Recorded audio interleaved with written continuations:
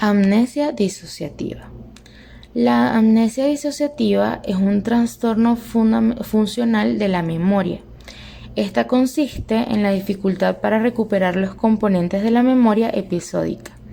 Esta amnesia es reversible y tiene como característica la pérdida de la memoria episódica, la pérdida de la memoria que se da por un periodo de tiempo que puede ser unos minutos o puede durar años, y la pérdida de la memoria que se da por sucesos traumáticos que en la mayoría de las veces suele ser dado en la infancia.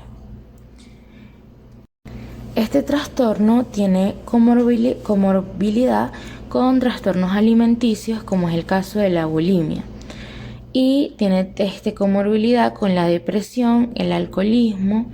En este caso se da una baja comorbilidad con trastornos como el histriónico o el trastorno borderline o límite de la personalidad. Y bueno, la amnesia disociativa normalmente se suele dar durante el periodo de tiempo en donde sucede el evento traumático y al finalizar el mismo. Es decir,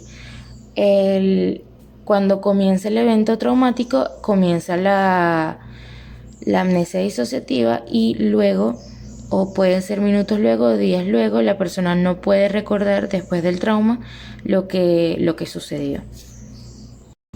En este caso me gustaría dar un ejemplo de un señor que dice o manifiesta que estaba en una moto y tuvo un accidente, lo que hizo que creo que se partiera la pierna, y él fue para el hospital, pero días después del accidente no podía recordar ni siquiera, no podía recordar desde el momento en el que se cayó en la moto hasta luego de cuando fue al hospital y la recuperación.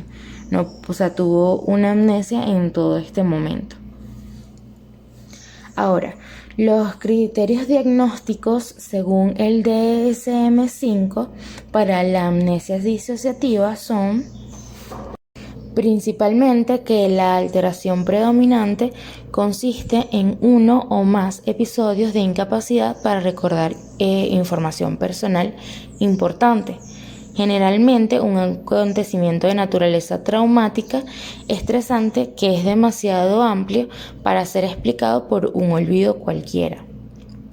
Luego está que la alteración no aparece exclusivamente en el trastorno de identidad disociativo, en la fuga disociativa o en el trastorno por estrés postraumático. En el trastorno por estrés agudo, que lo mencionaré más adelante, o en el trastorno de somatización, y no es debida a los efectos, no se da por efectos fisiológicos o directos de una sustancia, o por alguna afección médica neurológica. Por último, los síntomas producen malestar clínicamente significativo o un deterioro social, laboral y entre otras áreas importantes del desarrollo de la vida del individuo. También puede producirse la amnesia selectiva luego de un evento traumático por parte de un estrés postraumático. Hay un ejemplo de una muchacha que salía con alguien, se supone que habían ido de fiesta y esa persona la había llevado en taxi, pero se dice que la persona entró a su casa y la violó. Lo que sucede es que la muchacha forcejeó y todo eso, y a los días ella ya no podía recordar lo que había sucedido. Claro que sí tenía los síntomas de una persona que es violada, se sentía triste y todo lo que implica lo que siente una persona cuando es violentada, y por eso es que decide ir a terapia, y ahí se le aplica hipnosis y se revela que estuvo este evento. En el tratamiento para la amnesia disociativa se encuentra la técnica de hipnosis, pero esta amnesia también se puede revertir de forma espontánea. La psicoterapia de la amnesia disociativa incluye el acceso a los recuerdos disociados.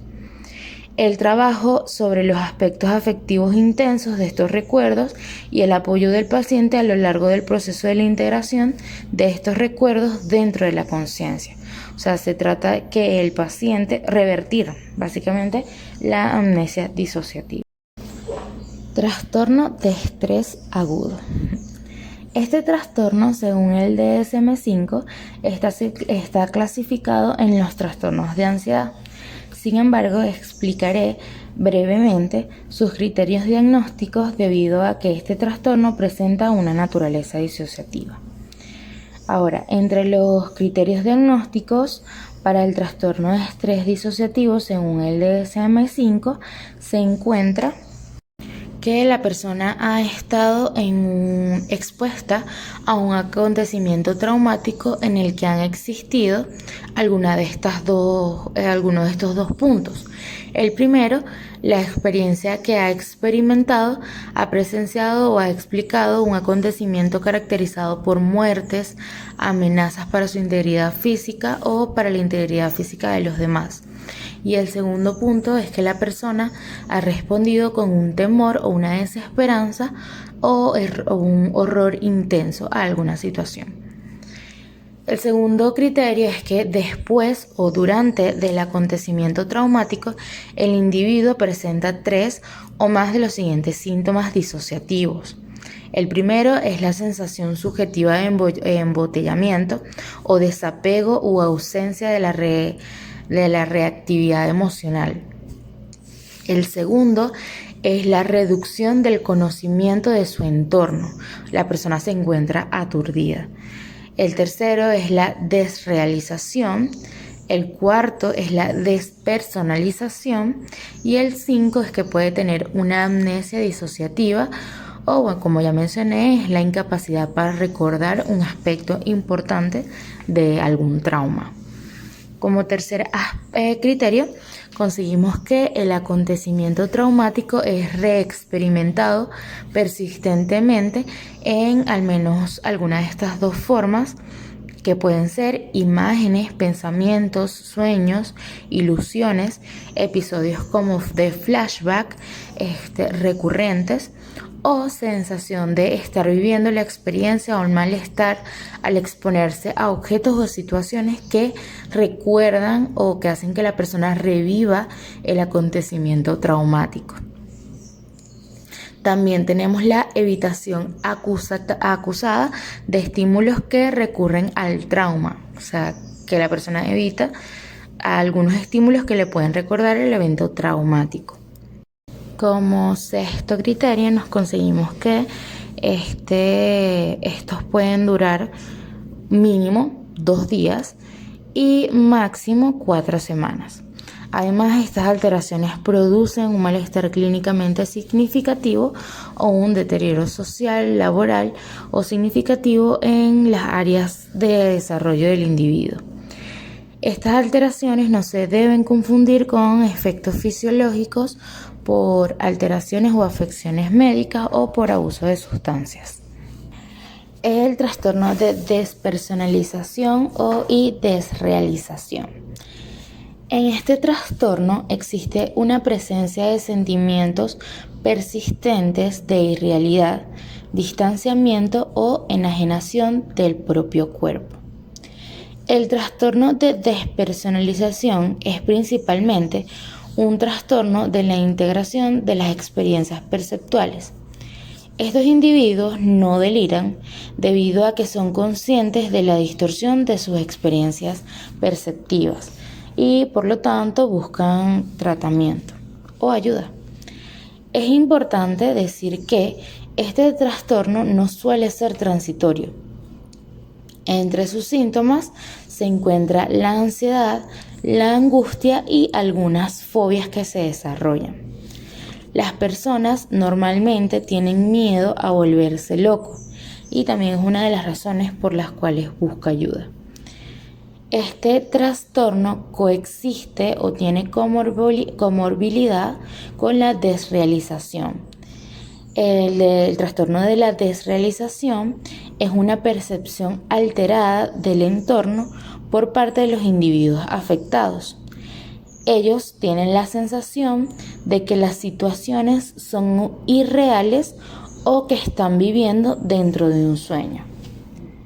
Los criterios diagnósticos para el trastorno de despersonalización, según el DSM-5, son que las experiencias persistentes o recurrentes de distanciamiento o de ser un observador externo de los propios procesos mentales o del cuerpo.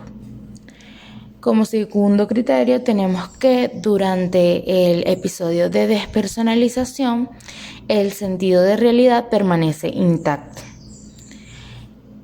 El tercer criterio es que la despersonalización provoca malestar clínicamente significativo o deterioro social, laboral o de otras áreas importantes de la actividad del individuo.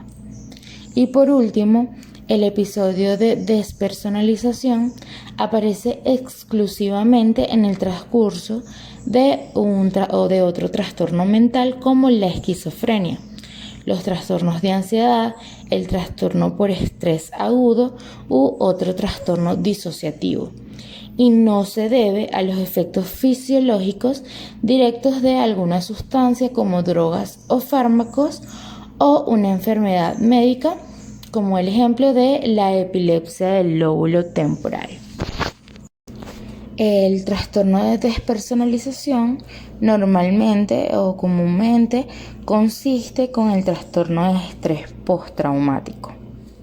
Además, estos pacientes suelen abusar de las drogas farmacológicas o sufren de alcoholismo, esto debido al estrés y a la deprivación sensorial. Entre el tratamiento, o hablando del tratamiento, se puede decir que es transitorio, pero la despersonalización crónica puede conllevar trastornos de ansiedad y depresión, por lo cual se puede recurrir a fármacos cuando hay comorbilidad con estos dos trastornos. También se puede realizar la autohipnosis, que es cuando el paciente visualiza su realidad en dos posiciones o a partir de dos posiciones. En este momento al paciente se le suelen dar las instrucciones para inducir los síntomas y se le ayuda a controlarlos y a comprenderlos.